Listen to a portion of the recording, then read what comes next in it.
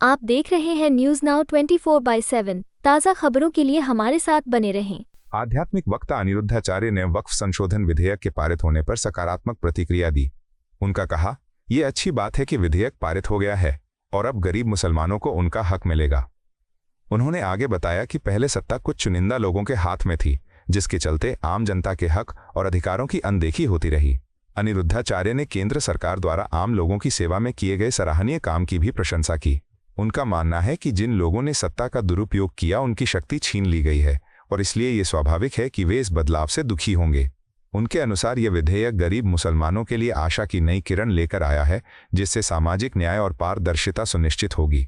उनका ये भी विचार था कि इस कदम से समाज में सत्ता के दुरुपयोग पर रोक लगेगी और आम जनता के हित में निर्णय लिए जाएंगे।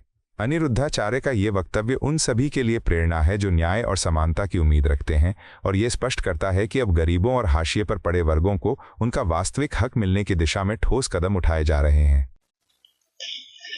ये तो सभी के लिए अच्छी सूचना है कि वक्फ बोर्ड बिल पास हो गया और गरीब मुसलमानों को उनका अधिकार प्राप्त होगा, उन्हें न्याय मिलेगा, उनके अधिकार उनको प्राप्त होंगे। तो ये तो खुशी की बात है कि आज गरीब मुसलमानों का हक गरीब मुसलमानों को मिलेगा। कुछ लोगों के पास ही सत्ता का पावर था, उस वक्फ बोर्ड की सत्ता, उस वक्फ बोर्ड का जो पावर था वो उनके पास था। अब वो संपत्ति गरीबों में भी बटेगी और गरीब भी उसका लाभ ले पाएंगे। ये बहुत अच्छी बात है और केंद्र सरकार धन्यवाद के पात्र है कि उन्होंने इतना बड़ा जन सेवा के लिए, सबके लिए इन्होंने ये कार्य किया है, जिससे आम जनता, आम जनमानस को उसका लाभ प्राप्त हो। महाराज कांग्रेस कह रही है कि वो इस बिल के विरोध में अदालत जाएंगे। वहीं मौलाना की तरफ से दिया है कि 1947 जैसा हाल होगा, सड़कों पर मुसलमान दिखेगा। देखिए, कहावत है ना कि कौवा के कोसे से ढोर नहीं मरता।